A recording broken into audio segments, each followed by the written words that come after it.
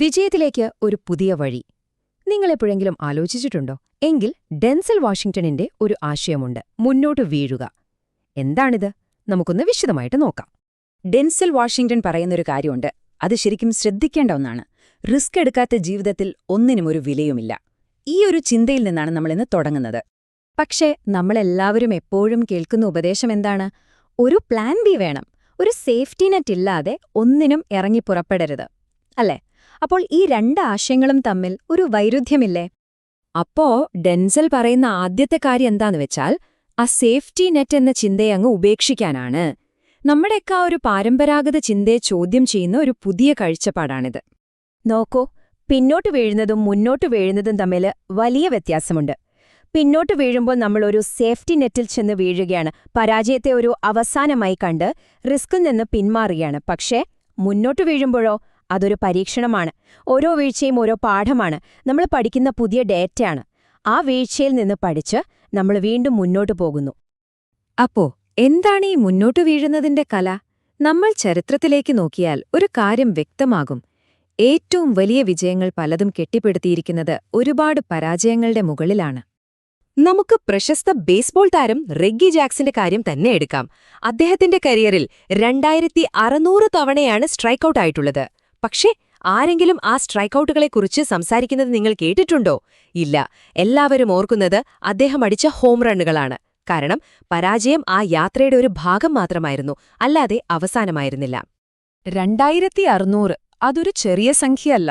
അത്രയും തവണ പരാജയപ്പെട്ടിട്ടും തളരാതെ വീണ്ടും വീണ്ടും ശ്രമിച്ചതുകൊണ്ടാണ് ആ വിജയം അദ്ദേഹത്തിന് നേടാനായത്. ഇനി തോമസ് എഡിസന്റെ കാര്യം നോക്കിയാലോ?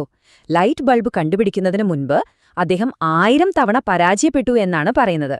പക്ഷേ എഡിസൺ അതിനെ കണ്ടത് 1000 പരാജയങ്ങളായിട്ടല്ല, മറിച്ച് ലൈറ്റ് ബൾബ് ഉണ്ടാക്കാൻ പറ്റാത്ത 1000 വഴികൾ പഠിച്ചു എന്ന രീതിയിലാണ്.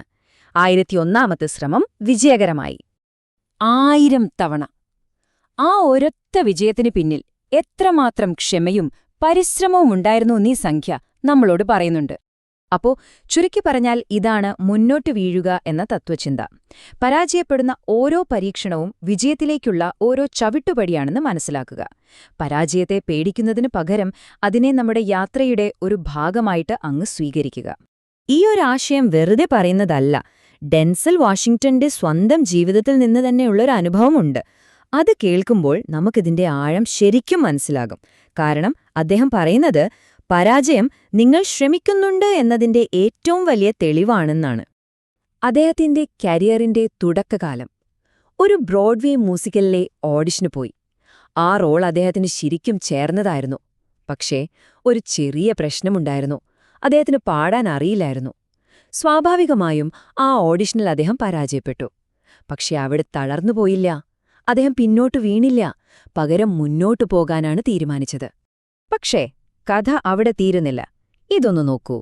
30 വർഷം മുൻപ് ഏത് കോർട്ട് തിയേറ്ററിലാണോ പാടാൻ അറിയാത്തതുകൊണ്ട് അദ്ദേഹം പരാജയപ്പെട്ടത്, വർഷങ്ങളുടെ കഠിനാധ്വാനത്തിനും പ്രാർത്ഥനയ്ക്കും ഒടുവിൽ അതേ തിയേറ്ററിൽ, അതേ വേദിയിൽ ഫെൻസസ് എന്ന നാടകത്തിലെ അഭിനയത്തിന് അദ്ദേഹം ആഘോഷിക്കപ്പെട്ടു. പരാജയപ്പെട്ട അതേ ഇടം തന്നെ അദ്ദേഹത്തിന്റെ വിജയവേദിയായി മാറി. അതുകൊണ്ട് ഡെൻസൽ പറയുന്ന ഒരു കാര്യമുണ്ട്. അത് നമ്മൾ എപ്പോഴും ഓർക്കേണ്ട ഒന്നാണ്. നിങ്ങൾ ജീവിതത്തിൽ പരാജയപ്പെടുന്നില്ലെങ്കിൽ അതിനർത്ഥം നിങ്ങൾ ശരിക്കും ശ്രമിക്കുന്നില്ല എന്ന് തന്നെയാണ്. പരാജയം നിങ്ങളുടെ പരിശ്രമത്തിന്റെ അടയാളം മാത്രമാണ്. ഇനി നമ്മുടെ മാത്രം വിജയത്തിന്റെ കാര്യം വിടാം. കുറച്ചുകൂടി വലിയൊരു കാര്യത്തിലേക്ക് വരാം. നമ്മുടെ കയ്യിലുള്ളത് ഈ ലോകത്തിനു വേണ്ടി, മറ്റുള്ളവർക്ക് വേണ്ടി എങ്ങനെ കൊടുക്കാം? നമ്മൾ ഓരോരുത്തരുടെയും കയ്യിൽ മറ്റുള്ളവർക്ക് കൊടുക്കാൻ എന്തെങ്കിലുമൊക്കെ ഉണ്ടാകും.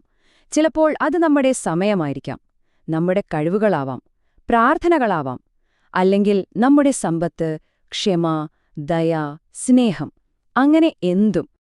അപ്പൊ ശരിക്കുള്ള ചോദ്യം ഇതല്ലേ? നിങ്ങളുടെ കയ്യിൽ എത്രയുണ്ട് എന്നതിലല്ല കാര്യം, മറിച്ച് നിങ്ങളുടെ കയ്യിലുള്ളത് വെച്ച് നിങ്ങൾ എന്ത് ചെയ്യാൻ പോകുന്നു എന്നതിലാണ്. ഇതൊന്ന് നിങ്ങളോട് തന്നെ ചോദിച്ചു നോക്കൂ.